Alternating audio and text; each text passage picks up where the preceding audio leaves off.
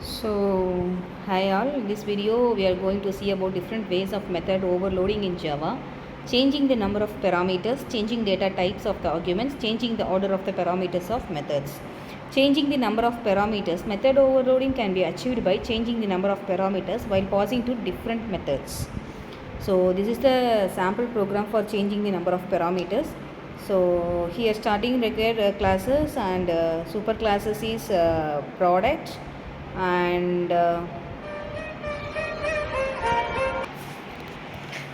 so the product superclass is product and method 1 multiplying 2 integer. Multiply is the method name and it returns the value product prod, and method 2 is multiplying 3 integer values, the same method name with the same variable name product. It's return the 3 integer multiplication values.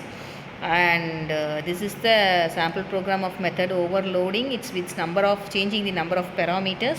And another example for changing the number of parameter is here we create an object of above class inside main method. So calling method to multiply two numbers, product 1 equal to object dot multiply.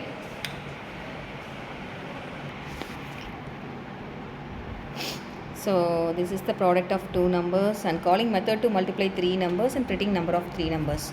So output is the product of the two integer value is 2, the product of three integer value is 6.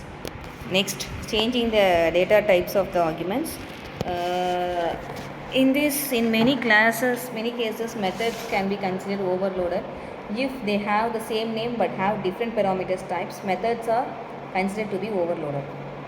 Here the superclass is product and here 3 integer values multiplying the 3 integer values and multiplying 3 double values. Here parameters are changed. So the main class is creating on objects for those values and return the values for each and every methods. Changing the order of the parameters of methods. Method overloading can also be implemented by rearranging the parameters of two or more overloaded methods. For example, if the parameters of method 1 are string name, integer, roll number, and the other method is integer, roll number and string name. These two parameters are swapped between them.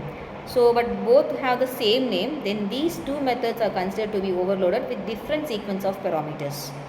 So, this is the example. Student is the superclass. Here, student ID is the method name. Here, the parameters are string name and integer roll number. This is the sequence of this method. And another method, it's student ID, integer roll number, string name. This is the sequence of another method. So here the changing the order of the parameters are happened. So main function and creating a new object and return the values of those methods. Advantages of method overloading. Method overloading improves the readability and reusability of the program. Method overloading reduces the complexity of the program.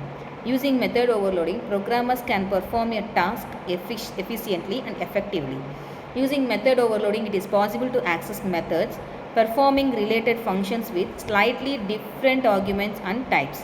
Objects of a class can also be initialized in different ways using the constructor. What if an exact prototype does not match with arguments? Priority wise, the compiler takes these steps. Type conversion, but to a higher type in the same family. Type conversion to the next higher family. Suppose if there is no long data type available for an integer data type, then it will search for the float data type. So this is the order of the data types: byte, then short and character, then integer, long, float, double and object. This is the small size data types to high size data types conversion is possible.